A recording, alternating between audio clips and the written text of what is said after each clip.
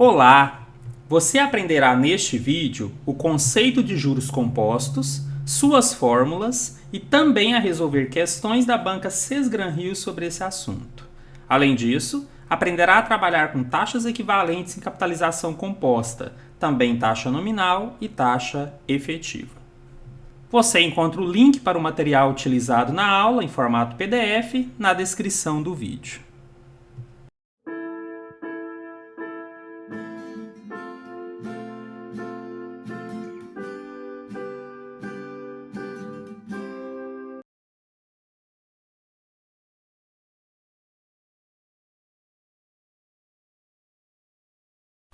Vamos falar agora sobre a capitalização composta, ou juros compostos.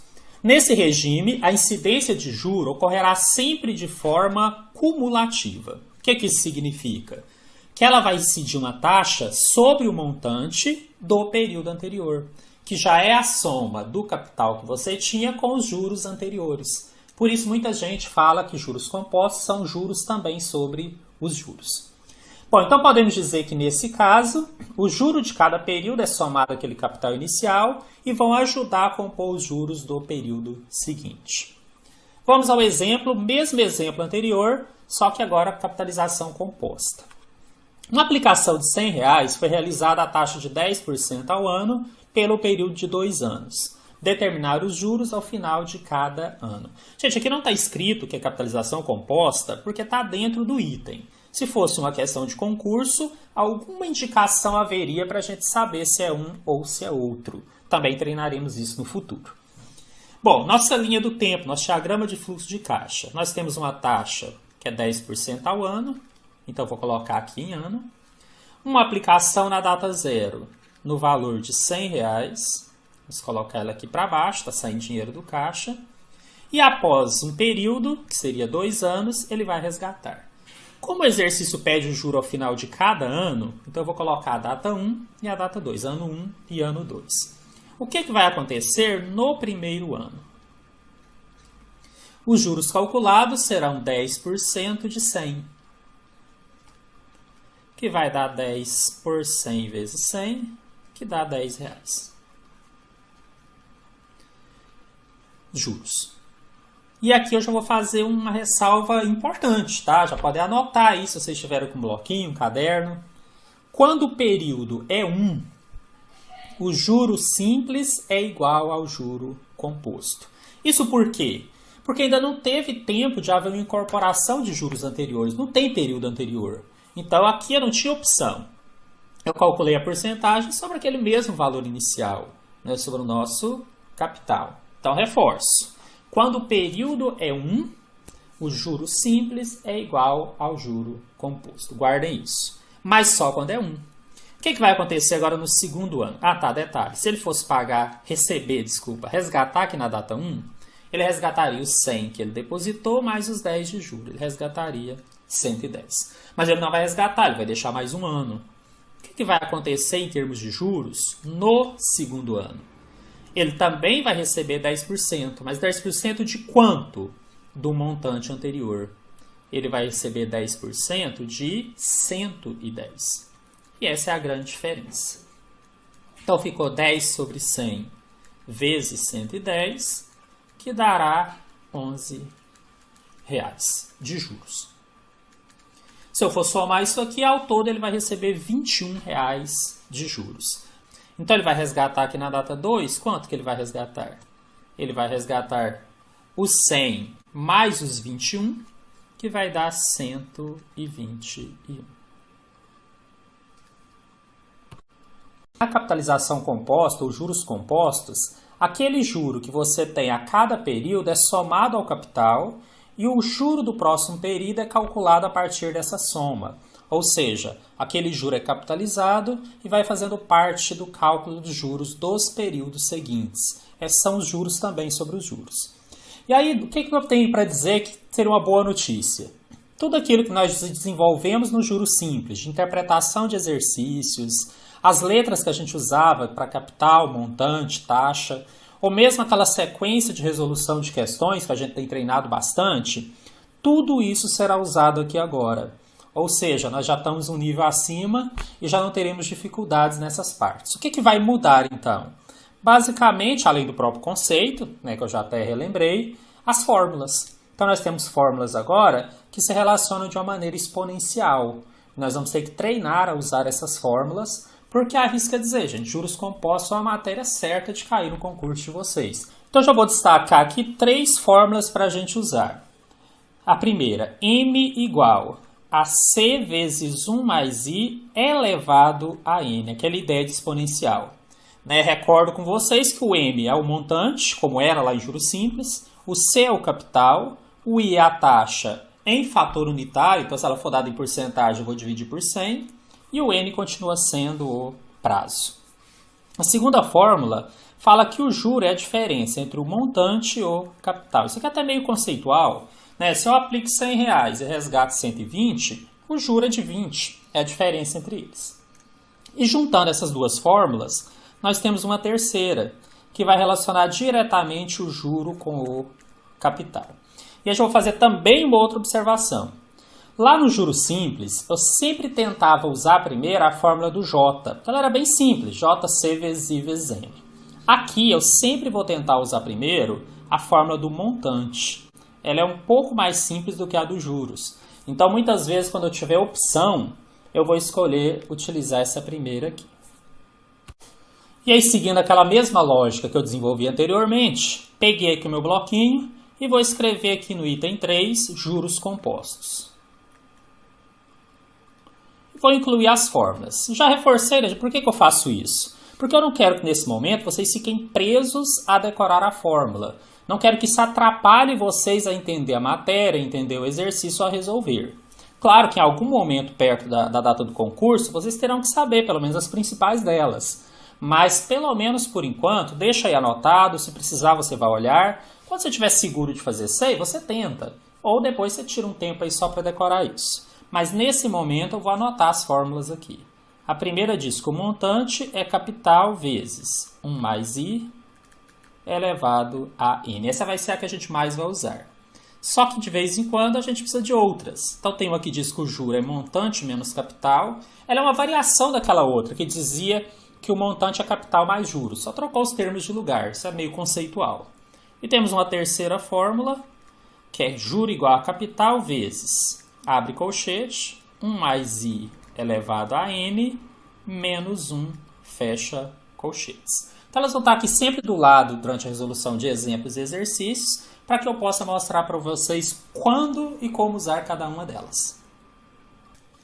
Um contrato de prestação de serviços prevê, em caso de atraso do pagamento do serviço realizado, a cobrança de juros de 1% ao mês sobre o saldo devedor, ou seja, no regime de juros compostos. Além disso, há uma multa adicional de 2% sobre o valor do serviço prestado no contrato. Considere que o comprador pagou com atraso de 6 meses um contrato nesses moldes, cujo valor era de R$100 milhões, e que nenhum pagamento intermediário fora efetuado nesse período. Assim, o valor mais próximo do total pago nessa operação, incluindo multa e juros, foi. Gente, então vamos lá. O que eu observei da primeira leitura, que é uma leitura um pouquinho mais despreocupada? Que ele está trabalhando no regime de juros compostos. Ele até meio que explica o que são juros compostos, né? Você calcular juros sobre o saldo devedor, isso é característica de juros compostos. E que ele está querendo saber o valor mais próximo do total que ele vai pagar na operação. Então daqui eu já imagino, bom, exercício de juros compostos, onde eu vou calcular o montante, porque o valor total pago é aquilo que ele está devendo, mais os juros. Quase isso, né? Aí vem um outro detalhe bem parecido com o que nós fizemos no anterior. Além disso, ele ainda tem que pagar aqui um adicional de 2%. Só que eu não vou preocupar com isso agora. Eu só estou chamando a atenção de que isso existe, para que quando eu chegar no montante aqui do cálculo, eu não acho que o exercício já esteja pronto. Aí eu tenho que voltar e perceber aquele detalhe ali. Bom, mas vamos lá. A parte dos juros compostos. Li a primeira vez, já tenho ideia do que o exercício pede. Agora eu vou começar a descrever o que cada valor significa. Eu faço isso numa segunda leitura. Vou fazer com vocês. Um contrato de prestação de serviços prevê, em caso de atraso do pagamento do serviço realizado, a cobrança de juros de 1% ao mês. Isso aqui é taxa, né? Ou seja, uma porcentagem associada à unidade de tempo, é o nosso I. Sobre saldo devedor, ou seja, regime de juros compostos. Além disso, a multa adicional, não vou usá-la por enquanto, de 2% sobre o valor de serviço prestado no contrato. Considere que o comprador pagou com atraso de 6 meses. Esse é o prazo N. 6 meses. Um contrato e o valor dele era 100 milhões de reais. Esse é o capital sobre o qual eu começo a calcular os juros. 100 milhões. Gente, era possível fazer o exercício restante zero e acrescentar eles no final. Mas qual o risco de esquecer? Dá um pouquinho de trabalho, tem que ter um cuidado para não comer algum zero aqui. Mas eu vou acabar escrevendo ele todo mesmo, tá? Esqueci de colocar só o real cifrão, mas na verdade aqui nem precisa. Já estou na parte mesmo de calcular. Nenhum pagamento intermediário for efetuado nesse período. E aí nós queremos saber o valor total pago. O que eu vou fazer? Vou calcular o montante, que já é quase o resultado final, mas depois que eu souber o montante, eu vou lembrar que além disso ele vai pagar aquela multa adicional. Bom, esse é o segundo passo, né? Eu dei nome a cada um dos termos que aparece aqui, a partir do momento em que eu li pela segunda vez. Terceiro passo, verificar as transformações. No caso da taxa, eu costumo já dividir, nesse caso 1 por 100, que dá 0,01. Gente, muito cuidado. Tem pessoas que acham que 1 sobre 100 é 0,1. Não é. 0,1 é o 10%. Então, muito cuidado com isso daqui. Continuar o mês. Por outro lado, nosso N já está em meses, taxa ao mês. Não vou precisar transformar aqui nesse caso. Aproveitando. Se eu precisasse transformar, eu iria transformar o N. Nós não podemos mexer na taxa, pelo menos por enquanto.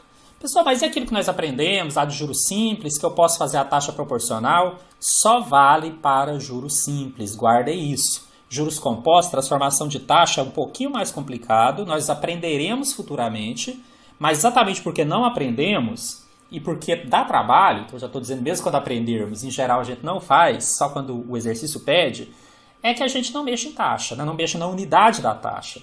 Mas e aí? Estando em juros compostos, aquela transformação de prazo por regra de 3 direta tal, funciona? Sim, tranquilamente. Tá, então, sempre dê preferência a transformar o prazo. Aqui nem precisa, eu só me lembrei que quis chamar a atenção para isso. Porque aqui já está tudo em meses. O quarto passo é decidir que fórmula eu vou usar. Eu sempre tento a primeira. Quando não dá, eu tento alguma outra. Posso usar também aquele critério dos asteriscos se eu ficar em dúvida. Mas aqui eu nem preciso porque está meio evidente. Se eu tenho o capital, tenho a taxa e tenho o prazo, é a primeira fórmula mesmo que eu vou usar. Inclusive, ela já vai me dar o montante. Que seria isso daqui. M é igual a C vezes 1 mais I elevado a N. E agora eu vou substituir. O montante será o capital, 100 milhões, vezes 1 mais a taxa, que é 0,1. Desculpa, 001. Eu falei que não é 0,1, né? 001. Elevado ao N, que é 6. Então, nosso montante aqui ficou 100 milhões. Vezes 1 mais 001 é 101, elevado a 6. Bom, aqui de novo aquela observação que eu fiz anteriormente.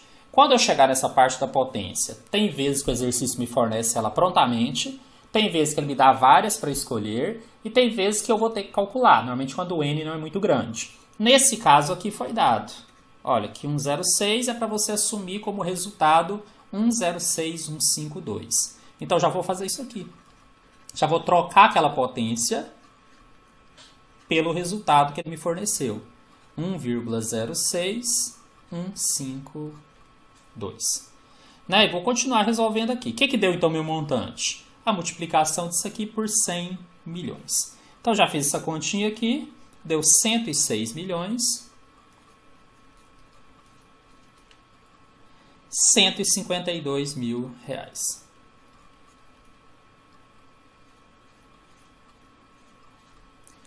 Se não houvesse aquela multa adicional sobre o serviço prestado, essa seria a resposta.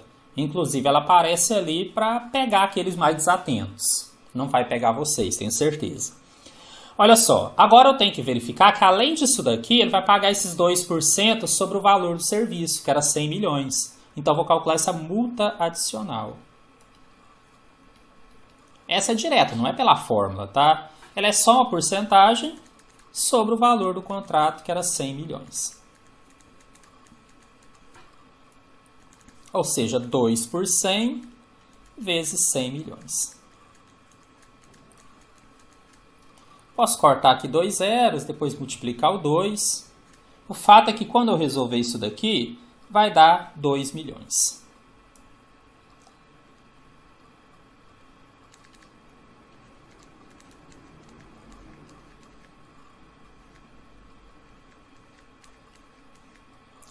Agora sim, ele quer o valor total pago.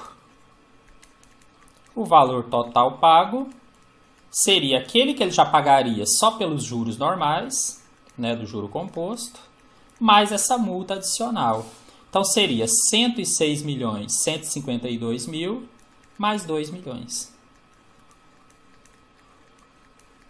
Que vai dar então 108 milhões 152 mil reais.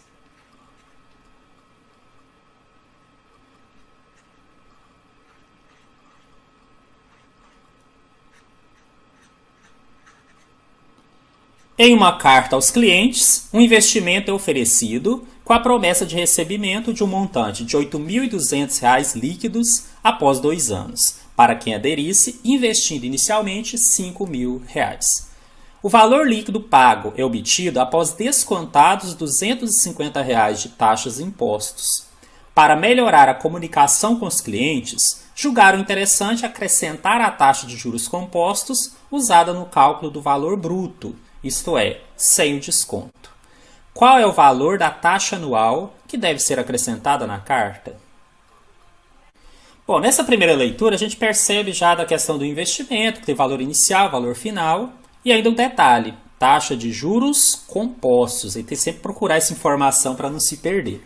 Então o que nós vamos fazer aqui é aplicar a fórmula de juros compostos relacionando montante, capital, taxa e prazo. Então vou ler mais uma vez agora para poder pegar as informações. Ele fala que a pessoa que investir vai receber um montante de R$ 8.200 líquidos, mas que esse valor líquido é após descontados 250 de taxas e impostos. Então, na verdade, ele tem que conseguir o valor de um montante que seria os 8.200 mais os 250, porque aí depois desconta e ele pega os 8.200. Mas o cálculo do juro tem que levar isso em consideração.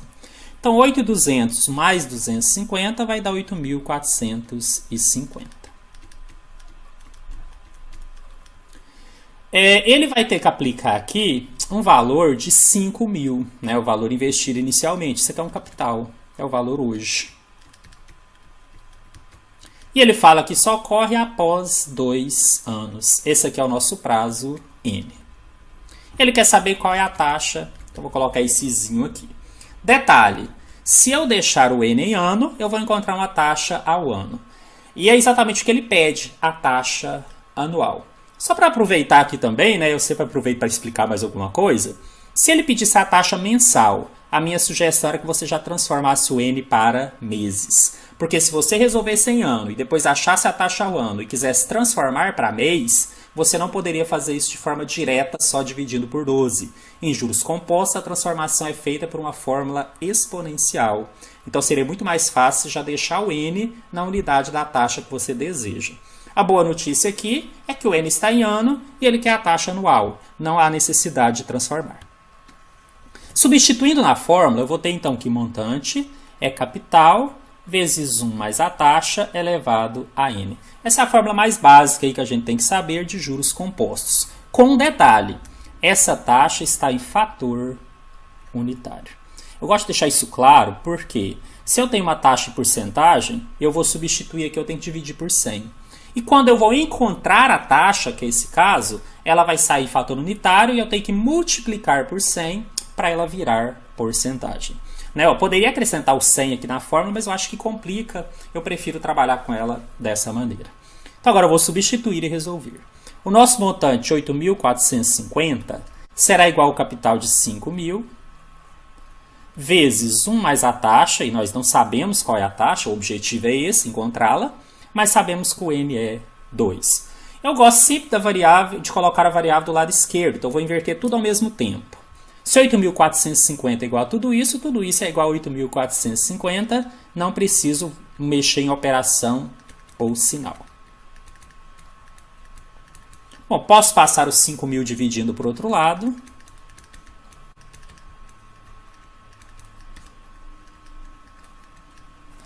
E posso cortar um zero aqui já de cara para facilitar. Então, vou ter agora que 1 mais i ao quadrado é 845 dividido por 500. Bom, gente, eu achei que aqui não valeria a pena dividir, chegar no valor decimal, sabendo que no próximo passo, esse 2 da potência vai passar para o outro lado como raiz quadrada. Então, qual a maneira mais fácil aqui? É possível fazer fatorando 845 e o 500 e tentar colocar tudo em potência de 2 para depois cortar com a raiz.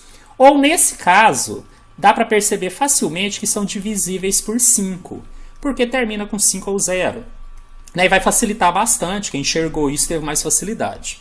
845 dividido por 5 dá 169. E 500 dividido por 5 dá 100. E agora, se eu fatorar esse 169, vou perceber que ele é, na verdade, o 13 ao quadrado. E aí essa estratégia também vai ajudar. E de uma maneira ainda mais fácil, 100 vai dar 10 ao quadrado. Isso vai facilitar no próximo passo, porque eu vou passar esse 2 como raiz.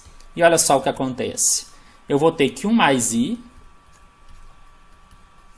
é igual a raiz quadrada de 3 ao quadrado sobre 10 ao quadrado. Eu poderia desmembrar em duas raízes. O fato é que eu vou cortar a raiz de cima com o quadrado, vai ficar só 13.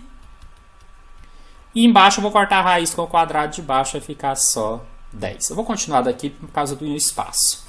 Então eu vou ter agora que 1 mais i é 13 dividido por 10, que dá 1,3. Passo 1 subtraindo por outro lado e vou encontrar uma taxa de 0,3. Como o n está em ano, esse valor está ao ano. Com detalhe, não está em porcentagem. Se a gente observar aqui as alternativas, todas elas estão em porcentagem. Então é só multiplicar por 100. Que é o mesmo que andar duas casas para a direita. Resposta, 30% ao ano. Essa resposta vocês têm no gabarito na letra E.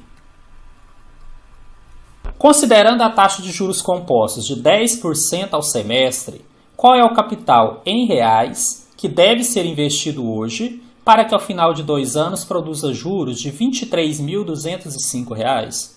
Então, o que eu percebi lendo a primeira vez? Que são juros compostos. E ele está perguntando qual capital você tem que investir hoje.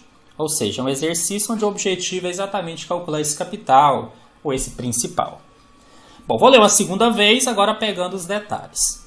Considerando taxa de juros compostos de 10% ao semestre. Então, nós temos uma taxa I, 10% ao semestre.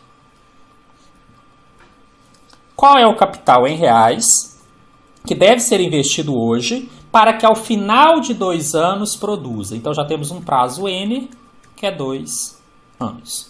Ele vai produzir juros de 23.205. Então, nesse caso, ele me forneceu o J.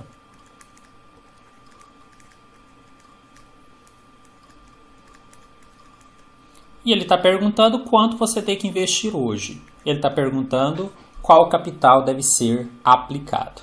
Então, fizemos a etapa 1, ler pelo menos 2 vezes, e já fizemos a etapa 2, que é colocar nome para cada uma dessas coisas.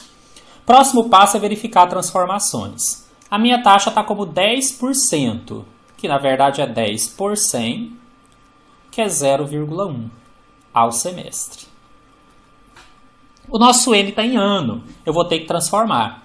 Posso fazer uma regrinha de 3, e aí, gente, vou chamar a atenção. Semestres são 6 meses, o ano são 12. Então, a gente vai ter que enxergar que em um ano correm 2 semestres, cabem 2 semestres ali dentro, tá bom?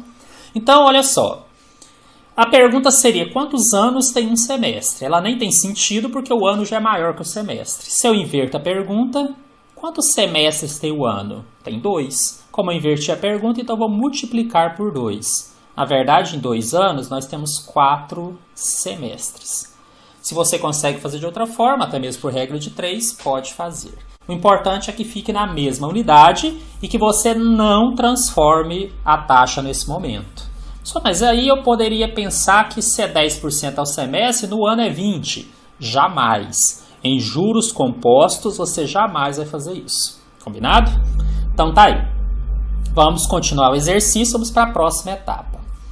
Depois que a gente já leu 2 vezes, já descreveu o que cada valor significa e já verificou as transformações, o próximo passo é escolher que fórmula será usada. E aqui de novo vou usar a técnica do asterisco para mostrar por que eu não vou conseguir usar aquela primeira, que é a que eu mais gosto de usar. Aqui não vai dar certo.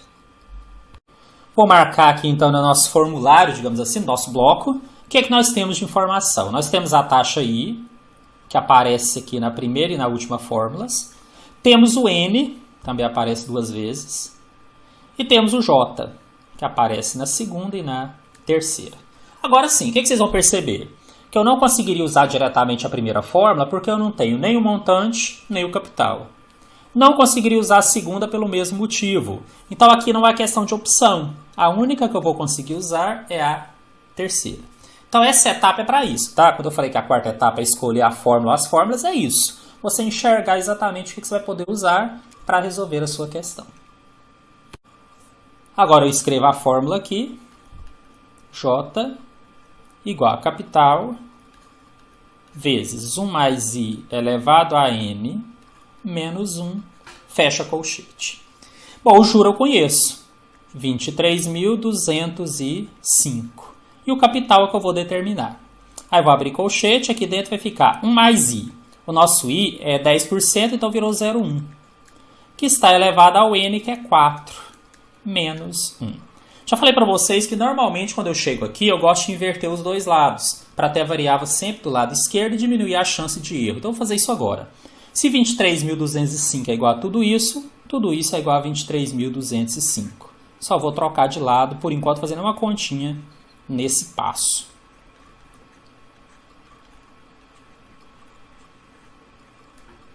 O que mais dá para fazer aqui por enquanto? Dá para somar o que está dentro do parênteses, 1 mais 0,1.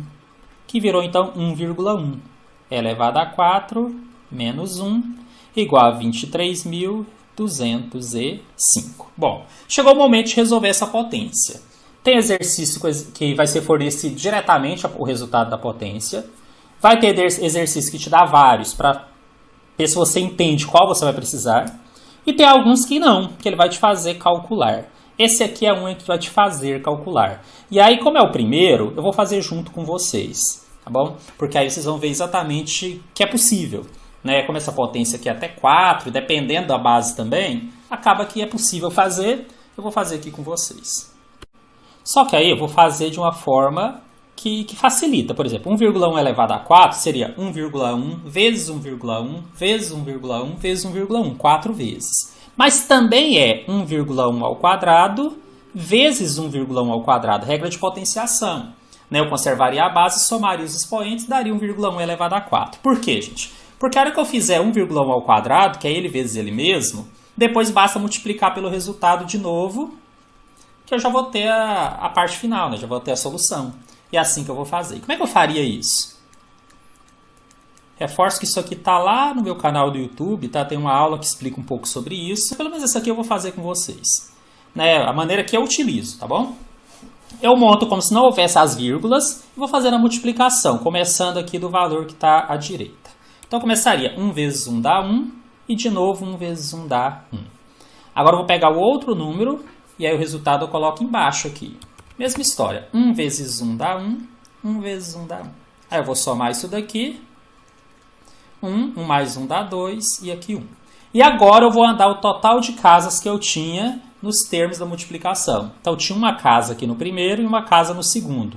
Então, eu ando 2 casas da direita para a esquerda e o resultado é 1,21. O que eu faria agora? Multiplicaria 1,21 com 1,21. Mesma história. Dá um trabalhinho, mas não é nada impossível fazer. Agora eu vou pegar esse primeiro 1 e vou multiplicar por todos. 1 vezes 1 dá 1, 1 vezes 2 dá 2, 1 vezes 1 dá 1.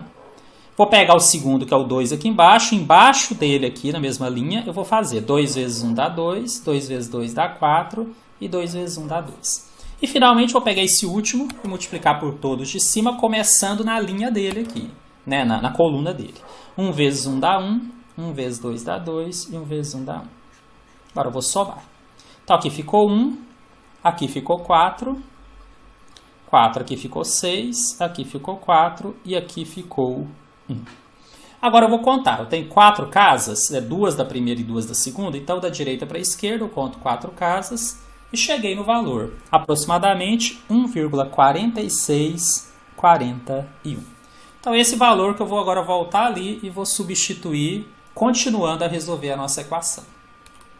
Então aqui vou ter capital vezes, agora eu já tenho esse resultado, 1,4641 menos 1 igual a 23.205. Capital vezes, agora eu posso subtrair o que está no colchete, 1,4641 menos 1 dá 0,4641. Isso aqui é igual a 23.205. E finalmente esse 0,4641 que estava multiplicando, ele vai ser jogado dividindo para o outro lado. E de novo vou ter que fazer uma continha aqui. Já que eu peguei esse para fazer detalhado, eu vou fazer também, para mostrar que é possível. Tá? Mas não posso fazer isso em todos, senão começa a ficar muito demorado aqui a questão. Tá? O vídeo fica muito longo. Mas eu vou fazer essa continha também. Só vou liberar o espaço aqui do lado para a gente fazer junto. Bom, eu começaria montando aqui a nossa divisão. 23.205 dividido por 0,4641. Acontece que para fazer a divisão tem que igualar as casas. Então tem que dar 4 casas para a direita, aqui. Então tem que acrescentar 4 zeros ali. Porque essa vírgula desaparece e o cálculo ficou esse. Tá todo esse valor dividido por 4.641. Gente, não é um cálculo tão simples, às vezes até meio por tentativa. 2.320 não dá. Então, na verdade, eu tenho que pegar 23.205. Só que eu tenho uma boa notícia. Já dá 5. Olha só, 5 vezes 1 dá 5. 5 vezes 4 dá 20, vai 2. 6 vezes 5, 30, com 2, 32. E 5 vezes 4, 20, com 3, 23. Zerou. Então, basta descer os 4 zeros aqui, acrescentando os 4 zeros aqui. A resposta, vou até deixar dessa cor mesmo, é 50 mil. Então, arriscaria dizer aqui que deu mais trabalho fazer as continhas do que necessariamente pensar a questão. Né? Mas vocês têm que estar preparados para isso, reforça a necessidade de treinar um pouquinho. Quem realmente pensa em ser aprovado num concurso, quem quer sair bem em matemática, não pode pensar em errar a conta. Né? Você pode até se confundir numa questão mais difícil e tudo mais, mas fazer toda uma questão, saber toda a lógica, saber a fórmula e errar o cálculo final seria muito ruim. Então vocês têm que ter esse cuidado e oriento a treinar.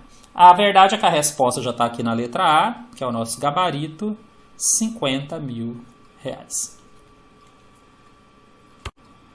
Reforço que se aqui essa potência, 1,1, ao invés de ser elevada a 4, fosse elevada a 5, 6, 8, muito provavelmente ele teria fornecido a potência, tá bom? Aqui ele pediu porque era só 4 e dava para usar aquela estratégia que eu usei, de fazer ele ao quadrado e o resultado já multiplicar por ele de novo. Além dos números que eram fáceis, né? 1,1 é fácil multiplicar. Então tem sempre essa lógica. A ideia é que a banca, por mais que às vezes ela exagere um pouquinho num cálculo ou outro, mas que ela não torne a prova inviável. Então não se preocupem. Quando pedir que você calcule é porque é viável calcular. Pense assim. Vamos resolver mais uma questão sobre esse assunto.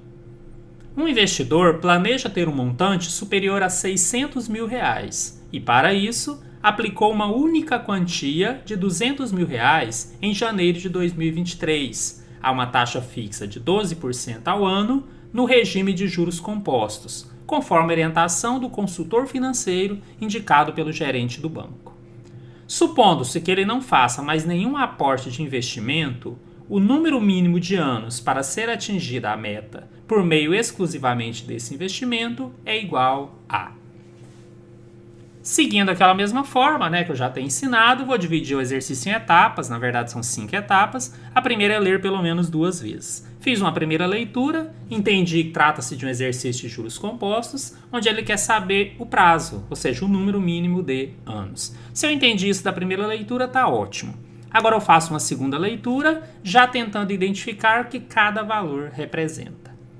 Então aqui ele diz que o investidor quer ter um montante que seja superior a R$600 mil. Então esse é o montante que ele pretende atingir. Já vou colocar aqui como M de montante e vou anotar esse valor como 600 mil.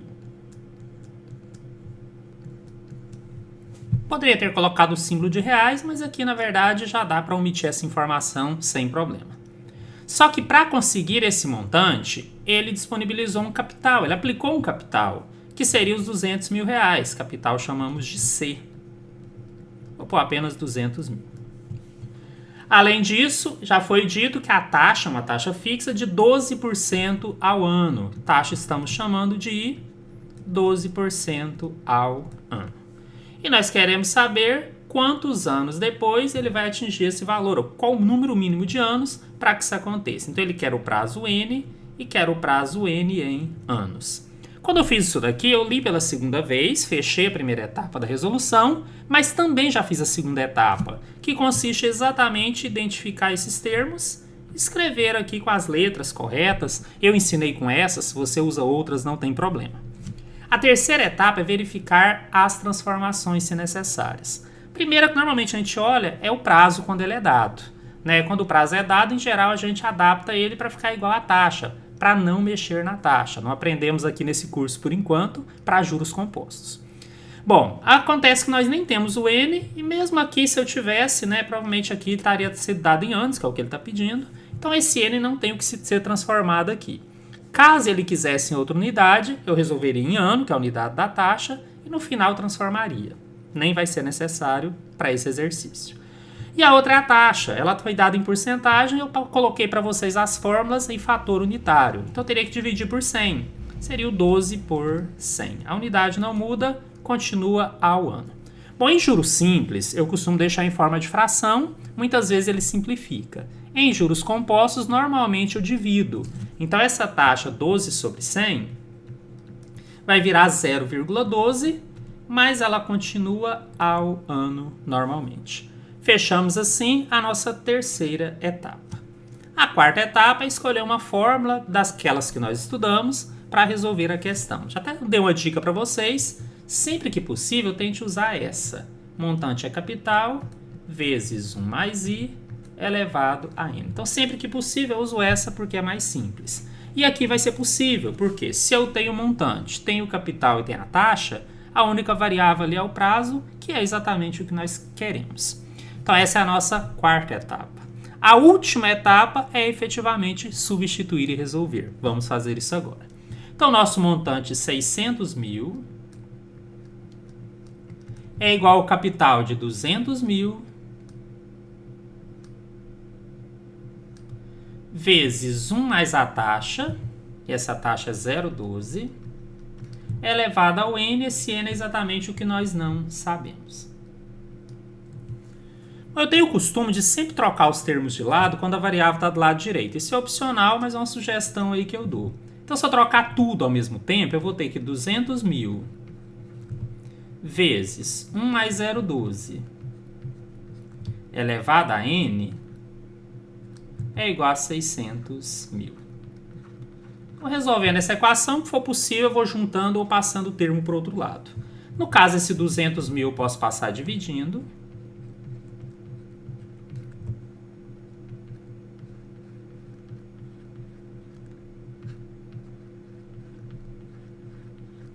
Instantes zeros aqui eu posso ir cortando, então vai ser um cálculo relativamente simples. Na verdade, 600 mil dividido por 200 mil dá 3. Já vou aproveitar aqui, esse 1 mais 0,12 também eu já posso juntar. Vai virar 1,12, continua elevado a N, e como eu já disse, 600 mil por 200 mil será igual a 3. Bom, gente, eu fiz questão de colocar mais essa questão, porque ela se difere um pouco daquela anterior. Lá eu tinha uma sequência de potências dadas, e eu conseguia, por comparação, saber qual daquelas potências me resultava um valor que eu tinha aqui na equação. E indiretamente eu conseguiria saber qual é o n. Só que aqui não foi dado. Né? Quem já prestou atenção aí desde o início, eu evitei falar disso naquele momento, é verdade, ele te deu logaritmos. Bom, o que eu vou fazer com isso? Isso vai me ajudar? A resposta é sim. Por quê? Bom, chegamos aqui numa equação exponencial e normalmente ela é resolvida usando teoria de logaritmos. Em alguns poucos casos dá para fazer igualando bases, mas na maioria das vezes é por logaritmo mesmo, que é esse caso aqui. Bom, o que eu preciso saber de logaritmo? Não se assuste, não é muita coisa. Apenas dois detalhes básicos. Primeiro, se eu tenho uma equação e ela é verdadeira, uma igualdade, se eu jogar logaritmo dos dois lados, isso continua verdade. Ou seja, se 1,12 elevado a n é igual a 3, o logaritmo de 1,12 elevado a n tem que ser igual ao logaritmo de 3. E o segundo detalhe é uma propriedade de logaritmo. É uma propriedade que diz que toda vez que você tem um logaritmo e esse termo aqui tem uma potência, essa potência pode ser trazida como uma multiplicação antes do logaritmo. Só precisa lembrar disso, tá? Então, esse 1,12 era elevado a n, esse n desce. E o resto continua. Log de 1,12, já não tenho mais o n, porque ele desceu, né, multiplicando o próprio logaritmo. E do outro lado eu tenho log de 3. Não é meu objetivo aqui ficar demonstrando fórmulas, vocês vão ter que acreditar ou pesquisar, né, ver que isso é verdade, e é a propriedade que vai nos resolver esse caso. Bom, gente, agora, virou uma equação do primeiro grau. Esse n está multiplicando o log de 1,12, que é um número, até foi dado ali, mas eu vou usar daqui a pouco. Então, esse número pode passar dividindo para o outro lado. Então, simplesmente, esse log de 3 permanece, e o log de 1,12 que estava multiplicando passa dividindo. Só que o log de 3 foi dado, 0,477, e o log de 1,12, né, aqui tem um também, 1,12, foi dado, 0,049. E aqui o que eu preciso é fazer essa divisão. Né? Na verdade vai ser 477 dividido por 49, que eu vou andar as casas. Isso daqui vai dar aproximadamente 9,7.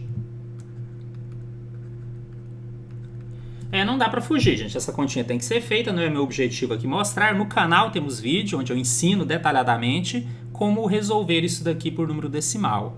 Né? Se quiser pesquisar também pelo site de apoio, você vai encontrar isso mais facilmente. O fato é que em 9,7 anos ele conseguiria atingir esse valor, mas ele só pode aplicar em valores inteiros. Então, ele só vai conseguir ter esse valor se ele aplicar 10, porque com 9 ele não atinge ainda. Vai passar um pouco de 600? Vai, não tem problema. Esse era o mínimo que ele queria. Então, o n deu 9,7, mas na verdade o gabarito da questão será a letra B, pelo menos 10 anos, para que ele atinja os 600 mil, ou passe um pouquinho desse valor. Outro assunto importante para a gente estudar aqui agora seria como encontrar taxas equivalentes em regime de juros compostos. Nós já até estudamos taxas equivalentes lá para o juros simples, até a definição vocês já conhecem. Já ensinei a vocês essa história de IQ, IT, e lá mesmo eu chamei a atenção que se você entendesse lá, aqui ficaria mais fácil, mas ainda não fizemos expressamente realmente como acontece no juro composto. A definição não muda, tá? Duas taxas são consideradas equivalentes se você usar o mesmo prazo de aplicação com o mesmo capital e gerar o mesmo montante. Então, se eu pegar uma certa taxa ao mês, aplicar ali R$1.000 por um ano, ou pegar uma taxa ao ano e aplicar R$1.000 por um ano, se elas forem equivalentes, o resultado final vai ser o mesmo. O que talvez seja uma novidade aqui, e talvez eu nem possa chamar de novidade, porque eu já falei isso várias vezes, é que aqui não é proporcional. Em juros simples, 2% ao mês, multiplico por 12 vira 24% ao ano, e isso seria equivalente. Em juros compostos, não. Em juros compostos, 2% ao mês é totalmente diferente de 24% ao ano. Isso porque a relação é exponencial, como a gente vai ver aqui na sequência. Então, a estratégia que eu vou utilizar aqui para ensinar vocês, a mesma que eu ensinei lá em juros simples. Vou chamar de IQ a taxa que queremos encontrar, ou seja, aquela unidade para a qual nós queremos transformar. Vou chamar de IT a taxa que nós temos, é aquela que você conhece e que será transformada. O Q é simplesmente a unidade do IQ. E o t é simplesmente a unidade do IT. A gente vai ver isso melhor aqui na sequência. Só que agora a fórmula passou a ser essa. IQ é igual a 1 mais IT elevado a Q sobre T menos 1. Todas as taxas em fator unitário. Então, sempre que for dado em porcentagem, eu tenho que ir lá e dividir por 100. E como agora temos fórmula nova, nosso bloquinho de anotação aqui voltou. Eu vou manter que nós estamos falando de juros compostos, para vocês entenderem que essa fórmula funciona no regime composto, tá? Que seria capitalização composta, mas lá no edital está como juros compostos apenas, eu vou manter. Então, nós temos agora a fórmula para taxas equivalentes. Que diz que IQ é igual a 1 mais IT elevado a Q sobre T menos 1. Isso aqui vai ficar em fator unitário, tá bom? Então, vou deixar aqui do lado, quando a gente estiver resolvendo questão. Se tiver dúvida, a gente pode recorrer por enquanto. Futuramente, se vocês realmente forem adotar a mesma estratégia que eu, é bom que vocês decorem essa formulazinha aí, mais próximo da prova. Vamos fazer um exemplo para colocar em prática isso que eu expliquei. Isso aqui foi uma questão que já caiu em concurso, caiu no concurso Petrobras em 2010. Vamos a ele. Um investimento rende juros mensais, taxa 2% com capitalização mensal. Ao final de 3 meses, o percentual de juros em relação ao capital inicial é mais próximo de... Bom, gente, é até difícil às vezes, quem está começando, enxergar que isso aqui pode ser resolvido com o conceito de taxas equivalentes. Mas pode. Por quê? Quando eu falo que houve uma capitalização mensal, e de novo o diagrama aqui para ajudar a explicar, significa que existia um capital na data zero, nesse caso é um investimento, né? Então ele estaria aqui para baixo. Se esse investimento fosse resgatado na data 1, ele já teria lá um acréscimo. Na data 2, na data 3 e assim por diante. Ele fala que depois de 3 meses, ele quer conhecer o percentual de juros. Então, eu vou considerar que ele vai sacar esse valor depois de 3 meses. Olha só, eu não tenho valor do capital, simplesmente eu sei que esse capital aqui rende a 2% ao mês.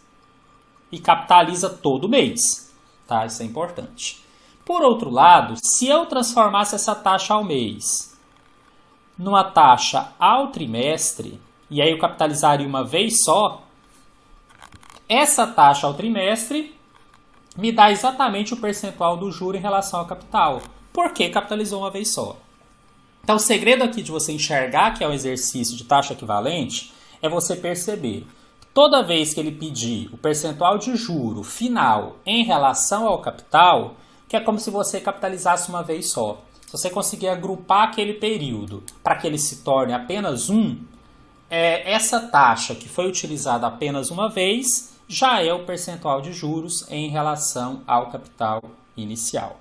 Então, por isso é que eu vou conseguir resolver essa questão com essa ideia de taxas equivalentes. E aí, como é que eu faço isso? Bom, esse é aquele exercício em que eu escolho. Escolho não, na verdade eu escrevo, né? IQ, IT, Q e T. E vou colocando aqui o que eu sei de cada um deles. Nós queremos então a taxa ao trimestre, porque automaticamente eu vou estar capitalizando uma vez só e esse valor já é o percentual de juros em relação ao capital inicial, independente qual seja esse capital.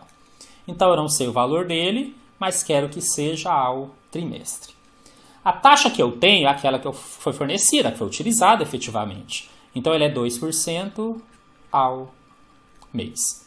Por outro lado, o Q sempre é 1 e o T sempre é 1. Já falei disso lá nos juros simples, porque o que interessa deles é só a unidade. Depois eu até posso transformar, mas inicialmente eles são iguais a 1, sempre. E o Q é a unidade do IQ. Como eu quero uma taxa ao trimestre, então o Q é um trimestre. Para isso que ele está aqui. E esse meu T... gente, deixa eu escrever trimestre assim, para não confundir com o T da fórmula, tá? Melhor fazer assim. E esse T é a unidade do IT. Como ele está ao mês, isso aqui representa um mês. Já que eu desmembrei o outro, eu vou desmembrar esse também. Tá? Por enquanto é isso. Eu já tenho aqui claramente definido o que é cada termo. Agora tem que fazer para a etapa de transformações. Esse 2%, na verdade, é 2 por 100, que vira 0,01. 2. Por outro lado, o Q e o T tem que ficar na mesma unidade. Então eu pego o maior deles, que é o trimestre, e transformo no menor. Tem mais sentido. Um trimestre tem 3 meses. O importante é que aqui fique na mesma unidade. Ok? Como é a primeira vez que ele está fazendo, né? Talvez você está achando meio confuso, mas eu lembro que lá no juros simples eu já usei essa estratégia. Qual que é a fórmula então? IQ é igual a 1 mais IT elevado a Q sobre T menos 1. Então a taxa que nós queremos é 1 mais essa que foi dada, que é 0,02, elevado a 3 sobre 1 menos 1. Ou seja, a taxa que queremos é 1,02 ao cubo menos 1. Aqui também não dava para fugir, tá? Eu tinha que elevar 1,02 ao cubo, que é 1,02 vezes 1,02 e o resultado vezes 1,02 de novo. Isso aqui deu aproximadamente 1,0612. Só que é menos 1. Então a taxa que queremos é 0,0612 ao trimestre.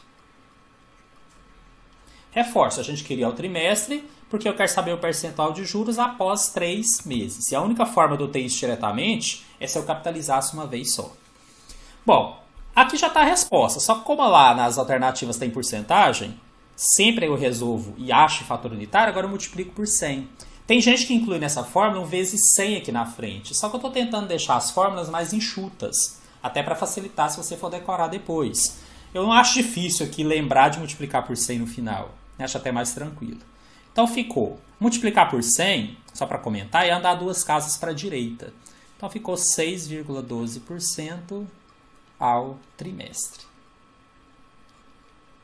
A resposta está na letra C, que era o gabarito aqui dessa questão. 6,12%.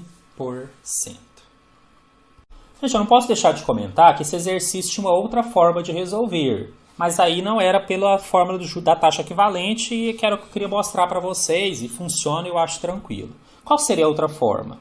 Como aqui independe do valor do capital, essa variação, porque ela depende exclusivamente do prazo e da taxa que está sendo usada, se eu quisesse, eu poderia fazer aquele esquema de supor um valor para o capital. Normalmente eu suponho 100. Aí se eu jogasse na fórmula de juros compostos, esse 100... durante 3 meses a 2% ao mês, eu ia achar um montante de 106,12.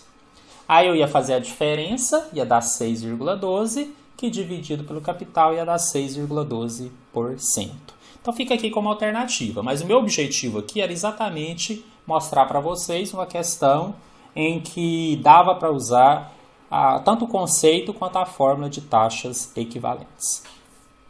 Bom, acontece a taxa nominal e, consequentemente, a taxa efetiva quando o período de capitalização não coincide com aquele a que se refere à taxa. E aqui no título eu já tenho que parar para explicar. O que significa isso?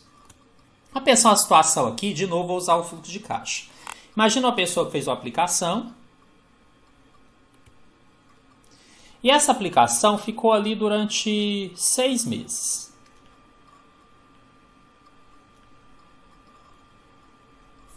No final, ela vai resgatar um valor acrescido dos juros. Isso aqui já virou coisa básica para a gente, né? Agora, imagine a seguinte situação. Vamos supor que durante esse período, a capitalização é trimestral. Ou seja, a cada 3 meses, você capitaliza os juros. Então, vai haver uma capitalização aqui no mês 3. E aqui, eu já vou calcular uma porcentagem que provavelmente vai ser uma taxa ao trimestre, em cima daquele valor inicial, e isso vai me dar um montante. A partir daí, quando eu for fazer a próxima capitalização, ele já vai ser feito não em cima daquele valor inicial, mas em cima desse valor já acrescido dos juros, porque são juros compostos. Também até aí nenhuma novidade. Agora eu vou pensar numa outra situação. Se ao invés de capitalizar a cada trimestre, ocorreram só 2 capitalizações, no mês 3 e no 6, se eu capitalizasse todo mês, ou seja, a hora que deu o primeiro mês, eu já vou e recalculo e já acrescento os juros desse período, numa taxa provavelmente mensal. Depois eu vou e capitalizo de novo no mês 2. Depois no mês 3, no mês 4, no mês 5 e no mês 6. Sabe o que vai acontecer? Esse valor ia ficar maior. Por quê? Porque mais rapidamente você está agregando juros e eles já estão ajudando a compor juros dos períodos seguintes. Parece complicado, gente, mas não é. Né? Apenas eu quero que vocês entendam a lógica que em juros compostos, quanto mais vezes você acrescentar os juros, ou mais rapidamente você fizer isso, mais rapidamente esse valor vai crescer. Seja para você ganhar, no caso de uma aplicação, seja para pagar também, no caso de uma dívida. Em outras palavras, a capitalização passou a ser uma coisa importante dentro do exercício. E nós nem tínhamos falado sobre isso antes. Estou criando esse tópico especial para falar. Bom, mas e aí? O que muda em relação ao que nós já aprendemos? Nada. Por quê? Porque quando você no exercício não fala sobre capitalização, automaticamente você entende que a taxa está de acordo com a capitalização. Em outras palavras, se eu estou lá resolvendo o exercício como nós já fizemos, e ele fala que a taxa é ao mês, automaticamente eu entendo que está capitalizando todo mês. De outra forma, se o exercício fala que a taxa é ao ano, então automaticamente nós entendemos que todo ano vai haver essa capitalização dos juros que passará a compor os juros do período seguinte. Bom, mas se não vai mudar, por que nós vamos aprender isso agora? Pelas exceções. É possível o exercício dizer que existe uma taxa em um certo período, por exemplo, ao ano, mas te dizer que a capitalização ocorre todo mês. Aí vira um caso especial, e é esse caso especial que eu quero ensinar para vocês agora. Por que cai em prova de concurso? Bom, vamos lá. Agora que eu expliquei a teoria, estamos prontos para entender mais detalhadamente como isso vai ser resolvido. Toda vez que você tiver a taxa numa certa unidade, mas ela não coincidir com o prazo da formação e incorporação, não coincidir com a capitalização, então nós estamos diante de uma taxa nominal. E já adianto, gente, essa taxa nominal não é uma taxa verdadeira. Já vou escrever aqui. Ou seja, na prática, se eu usasse essa taxa, não chegaria no resultado, né? Não daria o juro correto, eu estaria deixando de considerar essas capitalizações. Seria assim, a grosso modo. Então, quando o exercício fornecer uma certa taxa, mas falar que a capitalização está num período diferente, essa taxa não é verdadeira. E só falei que isso não interferiu em nada que nós já estudamos, porque em nenhum exercício até agora foi dito coisa assim. Mas daqui para frente pode acontecer. E aí o que nos cabe então? Descobrir a taxa verdadeira. Essa taxa verdadeira recebe o nome de taxa efetiva. E é ela que eu tenho de usar para resolver o meu exercício. Tá aí, tranquilo? Isso aqui é teoria, mas é uma teoria importante. E como é que eu transformo de uma taxa não verdadeira numa taxa verdadeira? Aqui está o grande segredo, tá, gente? De maneira proporcional. Poxa, proporcional era coisa de juros simples. Pois é, essa aqui é a única situação em que você transforma de uma taxa para outra de maneira proporcional. Exatamente porque você está passando de uma não verdadeira para uma verdadeira. Aí surge uma outra dúvida que eu estou me antecipando às suas dúvidas, tá? Nós acabamos de aprender que para transformar a taxa em juros compostos tem que ser taxa equivalente. Mas só que quando eu transformo taxa equivalente, eu transformo de uma verdadeira para outra verdadeira. Só estou mudando a unidade, senão não seria equivalente. Então, viram a diferença? Toda vez que eu só quiser transformar a taxa em juros compostos verdadeira para verdadeira, só mudando a unidade, é taxa equivalente, aquela fórmula exponencial que nós acabamos de aprender. Toda vez que o exercício te der uma certa taxa, uma unidade, e falar que capitaliza de maneira diferente, aí você usa essa ideia de passar da não verdadeira para verdadeira de maneira proporcional. Se você não entendeu totalmente o que eu disse, calma, não desespere, porque nós vamos fazer exemplo numérico e isso vai ficar bem claro para vocês. Nem é difícil, tá? Mas quem não sabe disso não acerta questões sobre essa matéria. Só quero aqui, antes de passar para os exemplos, destacar que então surgiram duas fórmulas. Essa daqui é simplesmente porque, se ele me dá uma taxa nominal, que eu chamei de IN, e ela não é verdadeira, se eu dividir pelo índice que relaciona as unidades, ela se torna verdadeira. Isso aqui é a ideia de proporcional. Por isso que eu falei, é bem simples. É IN sobre K. E eu quero acrescentar isso daqui. Né? Então, eu vou escrever aqui, ó, taxa nominal e taxa efetiva, a relação entre eles, tá? E aí eu vou ter, nesse caso, um I igual a IN sobre K. E ainda vou ter a forma da taxa efetiva, vou ver se ela cabe ali. Onde, se eu quiser passar para a mesma unidade da taxa inicial, porque quando eu faço essa transformação proporcional, eu mudo de unidade, tá? Também vai ficar mais claro daqui a pouco nos exercícios. Mas se eu quiser manter a mesma, uma taxa nominal não verdadeira em ano, e eu quiser a verdadeira em ano, aí eu uso essa fórmula de baixo, recebe o nome de taxa efetiva, que seria 1 mais IN sobre K, que já é aquele fator que eu usei, elevado a K menos 1. E aí o que nos resta agora é fazer exercício, exemplos, para que vocês entendam ainda mais isso que eu acabei de explicar para vocês. Exemplo número 1. Essa aqui caiu no concurso do Banco do Brasil 2015/2. Viram por quê, gente? Eu não poderia deixar de explicar isso para vocês. Isso cai. E muitas pessoas erram simplesmente por não saber que isso existe. Então vamos lá. Um investimento rende a taxa de juros compostos de 12% ao ano com capitalização trimestral. Para obter um rendimento de R$ 609 daqui a 6 meses, deve-se investir hoje em reais. E aí tem ali as alternativas. Olha só, gente, o que fez desse exercício diferente de todos os outros que a gente fez até agora? Ele te deu uma taxa ao ano e te falou que a capitalização é trimestral. Só de falar isso, eu tenho que levar em consideração que esse 12% não é verdadeiro. E a gente dá a isso o nome de taxa nominal. É o que tem diferente aqui. Bom, vou ler uma segunda vez, porque é um exercício de juros compostos, eu tenho que resolver. Então, aquelas etapas que eu ensinei anteriormente, eu utilizo aqui normalmente. Li a primeira vez, já percebi que é um investimento a juros compostos, já percebi que ele tem esse detalhezinho da capitalização não coincidir com a taxa, e ele quer saber quanto que eu devo investir hoje, ele quer o capital. Agora eu vou ler uma segunda vez para colocar aqui os valores que eu preciso. O investimento rende a taxa de juros compostos de 12% ao ano. Gente, isso é o I? Não. Mas eu sei que o I é IN sobre K. Então, já posso resolver isso aqui. O que é o IN, gente? O IN, sim. A taxa nominal é o 12% ao ano. Então, eu já até vou passar aqui para 12 por 100 e transformar em 0,12 ao ano. Então, o que vai ser meu I? Vai ser 0,12 dividido por K. E agora vocês vão entender melhor o que é esse K.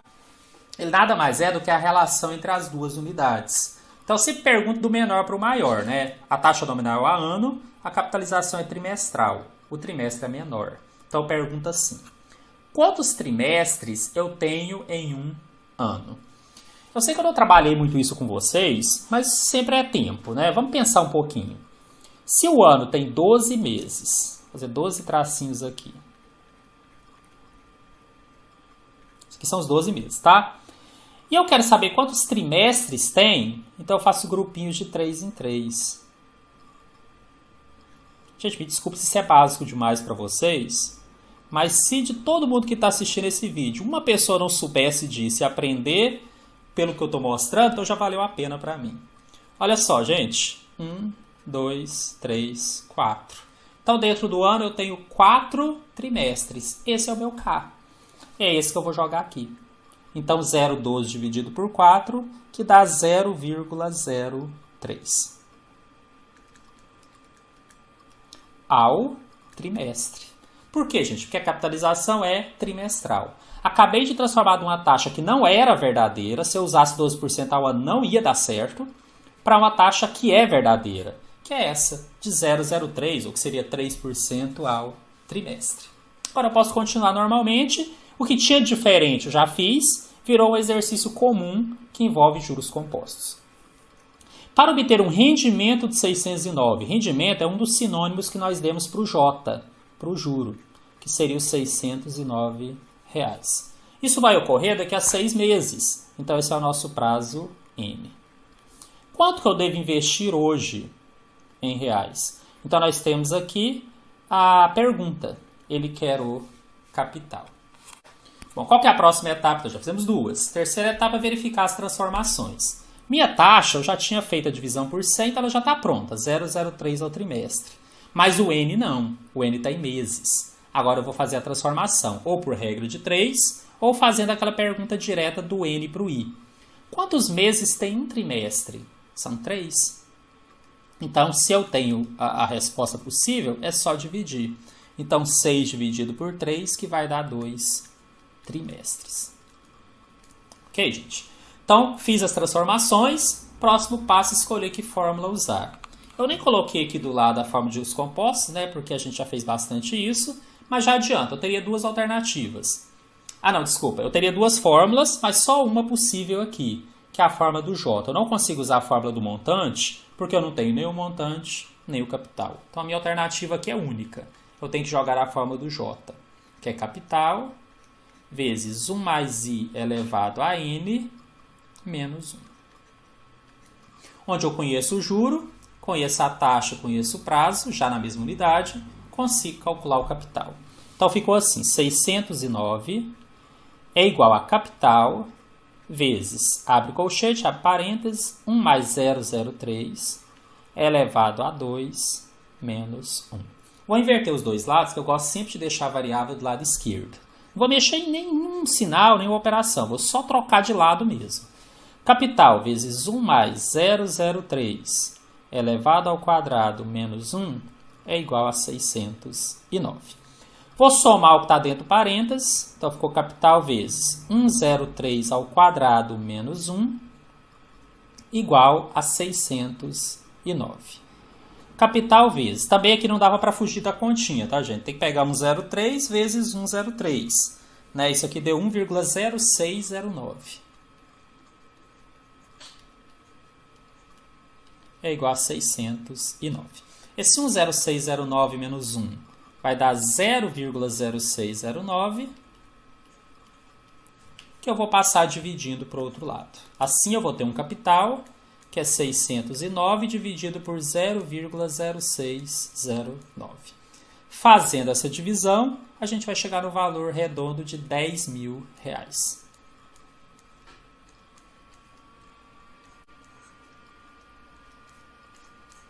Então, se ele aplicar, investir esses 10.000, a taxa de 12% ao ano com capitalização trimestral, na verdade, então, essa taxa de 12 é mentirosa, a taxa verdadeira é 3% ao trimestre. Depois de 6 meses, ele vai conseguir ter de juros R$609. Então, o gabarito se encontra na nossa letra B.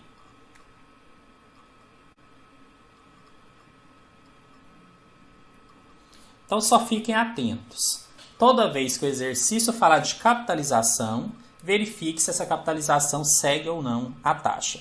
Reforça, gente, muitas vezes ele não fala. Quando ele não fala, não precisa se preocupar. Foi o que aconteceu em todo exercício que nós fizemos até hoje, até agora. Mas quando ele falar, isso normalmente é um aspecto importante. Exemplo número 2.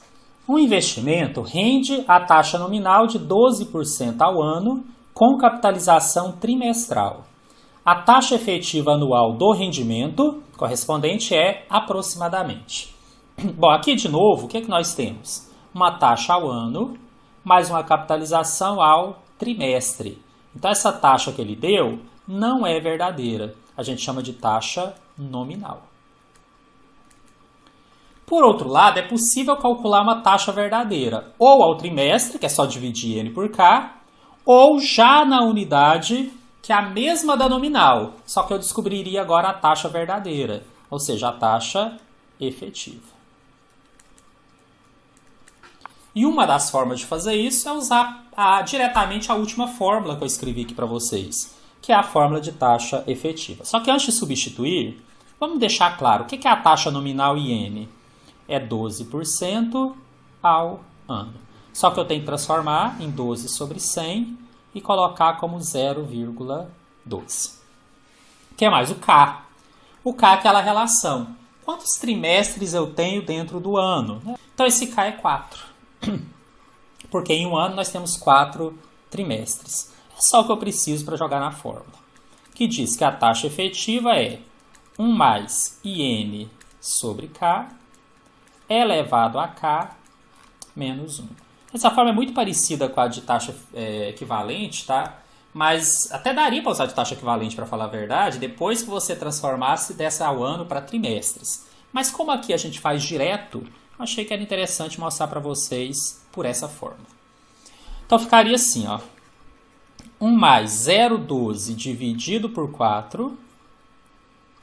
Esse resultado elevado a 4 menos 1. Então ficou assim, taxa efetiva é igual a 1 mais... Aí 0,12 elevado a 4 dá 0,03 elevado a 4 menos 1.